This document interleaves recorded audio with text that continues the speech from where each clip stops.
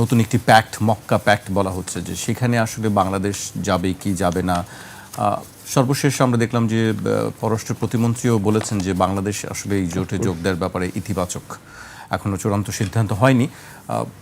Sir, আপনার কাছে জানতে চাই, এটি আসলে বাংলাদেশের জন্য কতটা পজিটিভ? ধন্যবাদ আপনাকে। আমি খুবই আনন্দিত যে আমি এই বিষয় নিয়ে কথা বলার সুযোগ পাচ্ছি আজকে। আমি তো মনে করি যে বাংলাদেশের জন্য এটা এক অভূতপূর্ব একটা ব্লেসিং, মানে ঈশ্বর প্রদত্ত একটা আশীর্বাদ।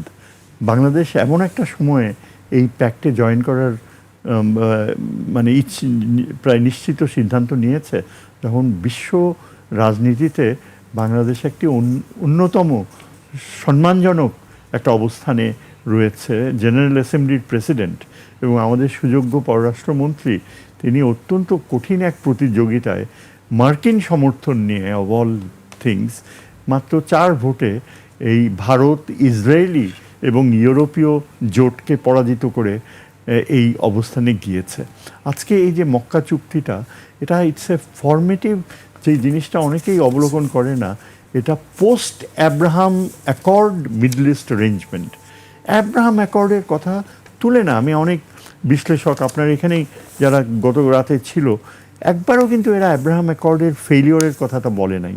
ইসরায়েল আর আমেরিকা মিলে নকল করে অ্যাব্রাহামের সন্তানদের মিলে ইসরায়েল, খ্রিশ্চান আমেরিকা আর মুসলিম মিডল ইস্ট, তারা এক হয়ে যাবে ইসরায়েলের কর্তৃত্বে। এটা যে ভরাডুবি হয়েছে, এবং তার পেছনে অত্যন্ত একটা মানে রিয়েল বাস্তবতা হচ্ছে যে ইরানের বিজয়। আজকে ইরান মধ্যপ্রাচ্যে একটা নিউ অর্ডার তৈরি করছে, এবং এই যে নিউ অর্ডার হচ্ছে, এখানে ইরান কিন্তু ভিলেনের ভূমিকায় থাকবে না, ইরান একজন ক্রিয়েটিভ পার্টনার হিসেবে থাকবে। আজকে আমি একটা মানে মার্কিন যুক্তরাষ্ট্রের একটা টেলিকাস্টে শুনলাম যে ইরানের অত্যন্ত প্রভাবশালী তেহরান বিশ্ববিদ্যালয়ের অধ্যাপক মোহাম্মদ বারাদি, নিশ্চয়ই হয়তো নাম শুনেছেন, মোহাম্মদ বারাদি ইরানের অত্যন্ত শক্তিশালী পররাষ্ট্র নিরাপত্তা প্রণেতা। তিনি সরকারে নাই, কিন্তু সরকার চলে তার কথায়, অনেকটা এরকম বলা হয়। মোহাম্মদ বারাদি বলেছে যে বাই এনি চান্স যদি ইসরায়েল টার্কির প্রতি কোনো সামরিক পদক্ষেপ নেয়, ইরান টার্কির পাশে যেয়ে দাঁড়াবে। এই যে এই উক্তিটা, এটা কিন্তু প্রচণ্ড শক্তিশালী একটা বাস্তবতা সৃষ্টি করছে। ইরান, তার অর্থ ইরান বলছে যে ইসরায়েলের শত্রু শুধু ইরান নয়, টার্কি আজকে দাঁড়িয়েছে মধ্যপ্রাচ্যে একটা নতুন অবস্থানে। এখন বাস্তবতা হচ্ছে এই যে পাকিস্তানের সামরিক বাহিনী প্রধান ফিল্ড মার্শাল, তিনি আজকে একটা বিরাট দল নিয়ে আজকেই ইরানের উদ্দেশ্যে রওনা হয়েছেন, এবং ইরানকে মোটামুটি কনভিন্স করবে যে ইরান যেন এই জোটে যোগ দেয়। ইরান মোটামুটি কিন্তু অনেকটা সম্মতির পর্যায়ে রয়েছে। অপরদিকে সবচেয়ে ইন্টারেস্টিং বাস্তবতা হচ্ছে যে মার্কিন senator Graham Bell, ultra rightist কংগ্রেসে, এবং অত্যন্ত প্রো ইসরায়েলি এবং মধ্যপ্রাচ্যে ইসলাম বিরোধী, আর তার সাথে টম ক্রুজ যে সেনেটর, তিনিও একই রকম ইসরায়েলের পক্ষে ব্লাইন্ডলি। এরা এখন অবস্থান নিচ্ছে যে পাকিস্তান নাকি এখন মার্কিন যুক্তরাষ্ট্রের সাথে বেইমানি করছে, পাকিস্তান এখন ইরানের পক্ষে চলে গিয়েছে। এটা যদি হয়ে থাকে তাহলে আলহামদুলিল্লাহ, আমি তো বলবো যে Pakistan is on the right track, এবং ইরানকে, যে ইরানের আস্থা অর্জন করে আজকে এই অ্যাব্রাহাম অ্যাকর্ডের পরে মধ্যপ্রাচ্যে একটা নতুন বাস্তবতা জন্ম নিতে যাচ্ছে। সেই বাস্তবতায় বাংলাদেশ অরিজিনাল 4-5 জন অংশীদারের একজন হতে যাচ্ছে। আমাদের মধ্যে অনেকে কিন্তু নিটিগ্রিটিতে চলে যায় যে এটা তো, আমরা তো ইসলামিক দেশগুলো থেকে বেশ দূরে, এখানে বাংলাদেশের সামরিক বাহিনীর অতখানি প্রভাব নাই, আমরা সামরিক দিক থেকে অনেক দুর্বল, তারপর আমাদেরকে ব্যালেন্স ফরেন পলিসি করতে হবে, এটা জয়েন করা মানে ইমব্যালেন্স, এইসব নানা রকমের এমন কিছু বাস্তবতা নিয়ে আসে যেটা এখনও ঘটেই নাই। আমার কথা হচ্ছে এই যে আমি বিশ্বাস করি যে এই যে প্রথম 5-6 জন যারা সদস্য হবে, তার ভেতর ইজিপ্ট আর বাংলাদেশকে আমন্ত্রণ জানানো হয়েছে, আর ইরান তাকে সৌদি আরব ইনডিরেক্টলি করেছে, আমন্ত্রণ জানিয়েছে। এখন যে প্রথম ধারণা ছিল এটা সৌদি রাজতন্ত্রের জন্য কাজ করবে এই ধরনের প্যাক্ট, এটা কিন্তু অতীতমুখী ধারণা। আমাদের চিন্তা করতে হবে যে এটা post Abraham Accord Middle east reality, যেই রিয়ালিটিতে আমেরিকা তার যে 15টার মতো বেস যেগুলো ধ্বংস হয়ে গেছে যুদ্ধের কারণে, সেইগুলো আবার অপারেশনাল করতে আসবে না। ট্রাম্প এটা সরাসরি রিজেক্ট করে দিয়েছে। এবং মধ্যপ্রাচ্যের যেই দেশগুলিতে এই বেসগুলি রয়েছে তারাও এখন এই সিদ্ধান্তে উপনীত হয়েছে যে এই সব বেস থাকা মানে হচ্ছে মার্কিন যুক্তরাষ্ট্র ইসরায়েলের স্বার্থে এই বেসগুলো ব্যবহার করবে, এবং আমরা যদি আক্রান্ত হই মার্কিনিরা আমাদের পক্ষে আসবে না। এই যে রিয়েলাইজেশনটা সৌদি আরবেও হয়েছে। সুতরাং এইসব বেসগুলো অকেজো হয়ে যাওয়ার মানে হচ্ছে মধ্যপ্রাচ্যে আমেরিকা ইসরায়েলের স্বার্থে যে আরব রেজিমসগুলোকে ব্যবহার করত সেটা আর ঘটছে না। এটাই এই বাস্তবতাকে নিশ্চিত করার জন্যই কিন্তু এই মক্কা প্যাক্টটা একেবারে মানে এসেনশিয়াল, যাকে বলে এসেনশিয়াল। এবং এখানে কে রিপ্লেস করবে, কারা রিপ্লেস করবে এই আমেরিকান কন্ট্রোলকে? Obviously new Iran, Saudi Arabia, Turkey. সবচেয়ে শক্তিশালী যুক্তি হচ্ছে যে কেন এটা আশাবাদী একটা ভবিষ্যৎমুখী ইসলামী দেশগুলোকে ইউনাইটেড করবে, যে কেন এরকম ওআইসি ফেলিওর হয়েছে, কিন্তু এটা ফেলিওর হবে না। এর শক্তিশালী কারণ হচ্ছে যে এখানে আপনার সৌদি আরব যে নতুন প্রজন্ম প্রিন্স সুলতানের নেতৃত্বে, তারা কিন্তু এখন তার চিন্তাধারাটা হচ্ছে যে জনমুখী সৌদি পররাষ্ট্রনীতির উপর রিলাই করতে হবে। যেহেতু টার্কি এখানে রয়েছে as the main architect, turkey তার চিন্তাধারায় ইরানকে অবশ্যই একটা সম্মানজনক স্থানে রাখবে, যেটা মোহাম্মদ আল বারাদি যে বলেছে যে ইসরায়েলি টার্কিকে আক্রমণ করা মানে ইরান টার্কির পাশে দাঁড়িয়ে যুদ্ধ করবে। এটা এত শক্তিশালী একটা কথা যে আমেরিকা এখন উল্টা পাকিস্তানকে ব্লেম করছে। পাকিস্তান এখন সরাসরি ইরানের পক্ষে যে এই চুক্তিকে সাকসেসফুল করবে। এবং এরকম একটা সময়ে বাংলাদেশ যদি এখানে যোগ দেয়, আমাদের একটা জিনিস মনে রাখতে হবে, ভূ রাজনৈতিক দৃষ্টিভঙ্গিতে আমরাই একমাত্র মুসলিম দেশ যার পাশে কোনো মুসলমান প্রধান রাষ্ট্র নেই। শুধু তাই না, আমাদের পাশে রয়েছে ভয়ঙ্কর ইসলাম বিরোধী এক্সট্রিমিস্ট একটা রাষ্ট্র, যে মনে করে যে অখণ্ড ভারত করতে হলে বাংলাদেশকেও সংযুক্ত করতে হবে। এবং যেখানে আরএসএস তারা মনে করে যে এই পার্টিশনটা আর্টিফিশিয়াল ছিল, এবং এরা ভবিষ্যতে যেহেতু আমরা আইসোলেটেড একটা মুসলিম রাষ্ট্র সুযোগ নেবে। এখন এই প্যাক্টটা আমাদের একটা সুযোগ করে দিচ্ছে যে আমরা সরাসরি আমাদের নিকটতম যারা সামরিক সামর্থ্য রয়েছে, নিকটতম কারা, ইন্দোনেশিয়া মালয়েশিয়া হবে না, কারণ ওরা হচ্ছে সাউথ ইস্ট এশিয়ার সাথে সম্পৃক্ত অর্থনৈতিকভাবে, তারা নিরাপত্তার ধারণায় আমেরিকার সাথে সম্পৃক্ত, তারা এই জোট থেকে, মেক্কার জোট থেকে অনেক দূরে। কিন্তু আমরাই হচ্ছি এই প্রান্তে বলতে গেলে শেষ মুসলিম প্রধান রাষ্ট্র, যাদের আশেপাশে কোনো মুসলিম রাষ্ট্র আমাদের নেই। সুতরাং এই মেক্কা প্যাক্টে জয়েন করার ফলে দেখা যাবে যে পাকিস্তানের আণবিক সামর্থ্য আমাদের প্রতি একটা এক্সটেন্ডেড আমব্রেলা হিসাবে কাজ করবে with the support of China. চীন কিন্তু এই মক্কা প্যাক্টের পক্ষে, বাংলাদেশের জয়েন করার পক্ষে। ইনডিরেক্টলি সে পাকিস্তান যেহেতু চায় যে বাংলাদেশ জয়েন করুক, চীনও সেইভাবে দেখছে আমাদেরকে।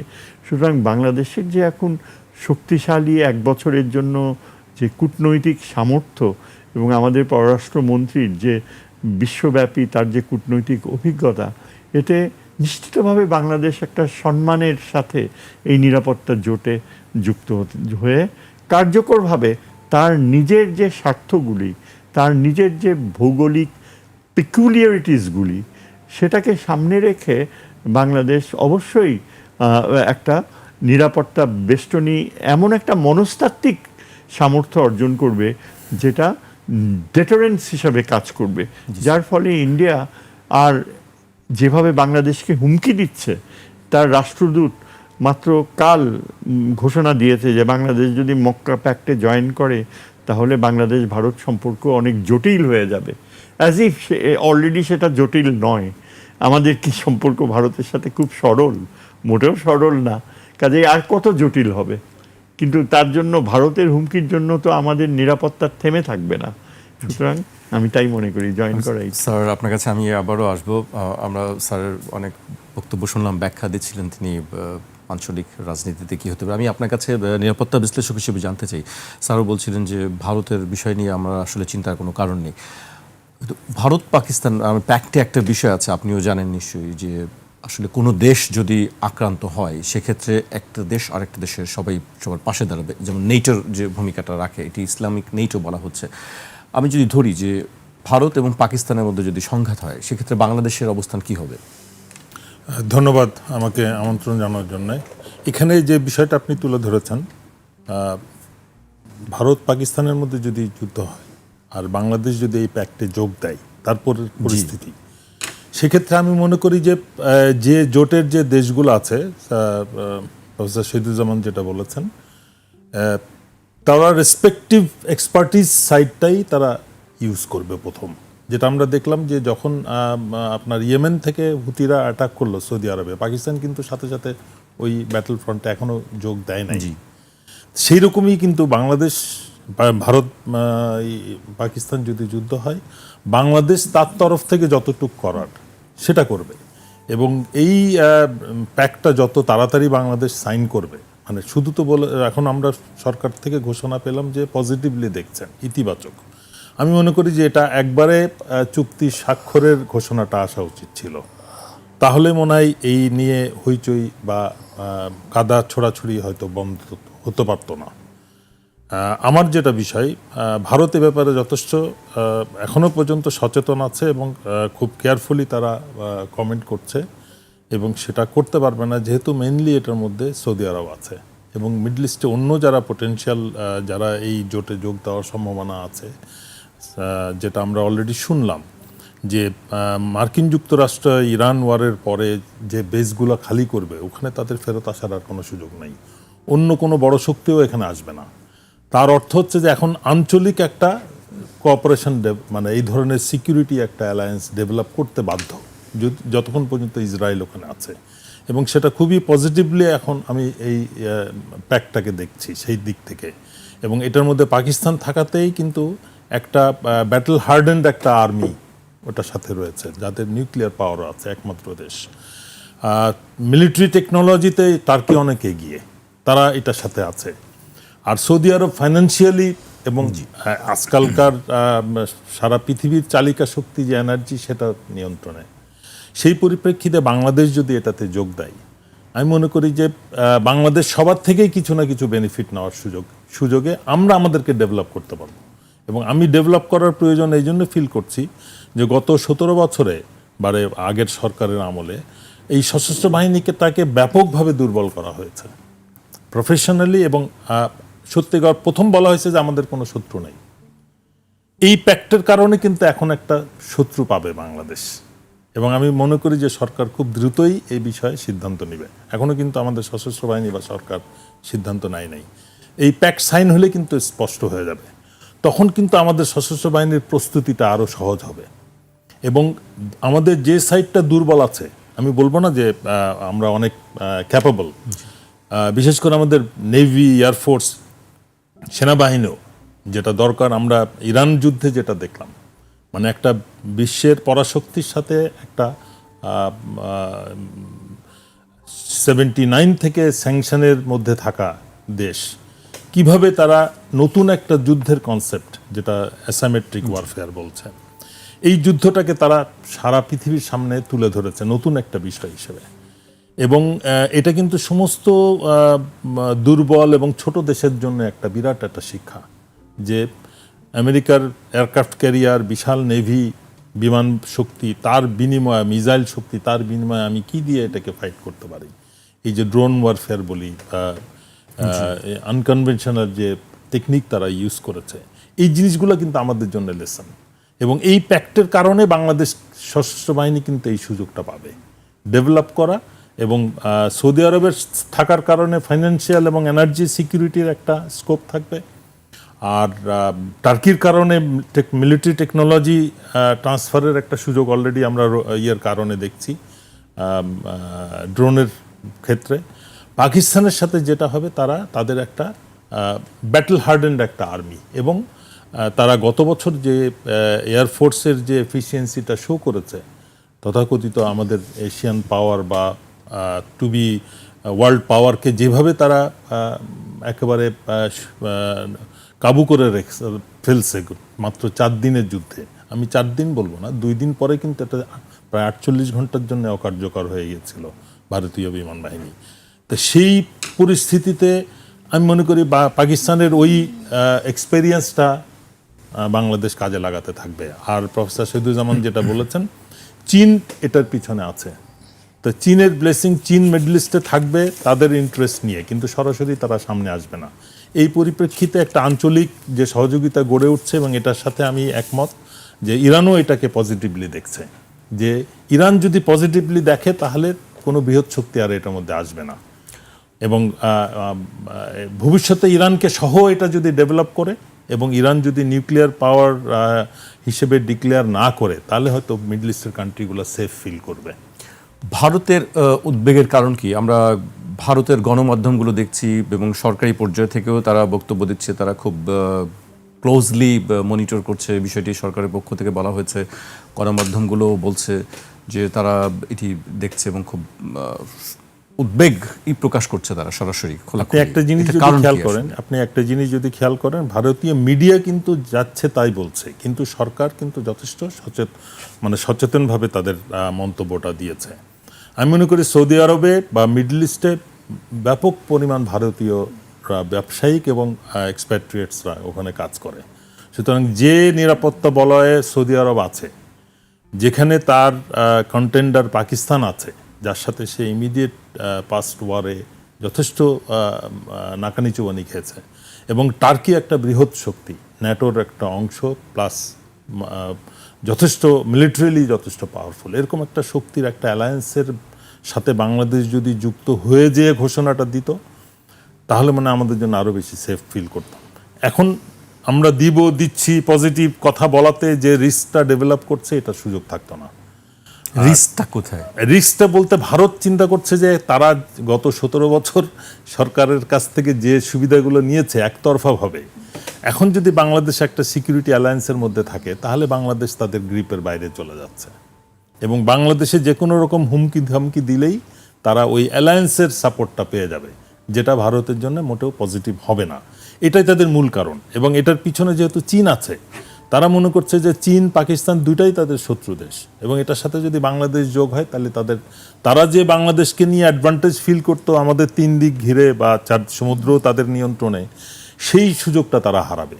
এবং এইটাই মনে হয় তাদের সব থেকে বড় কনসার্ন, যে তারা আগের মতো বাংলাদেশকে আর তাদের নিয়ন্ত্রণে নিতে পারবে না। আর যেটা উনি বললেন যে ওই অখণ্ড ভারতের যে স্বপ্ন, এই প্যাক্টটা যদি কার্যকর হয়, তাহলে আমার মনে হয় সেটা ধূলিসাৎ হওয়ার পথে থাকবে। এবং এটা বাস্তবিক অর্থে আমি একমত স্যারের সাথে যে এটা স্থায়িত্ব পাওয়ার সম্ভাবনা সব থেকে বেশি, যেহেতু মিডল ইস্টের কোনো দেশই চায় না যে মার্কিন যুক্তরাষ্ট্র বা কোনো বৃহৎ শক্তি সেখানে এসে তাদের নিরাপত্তা দেয়। তারা দেয় নাই বাস্তবে।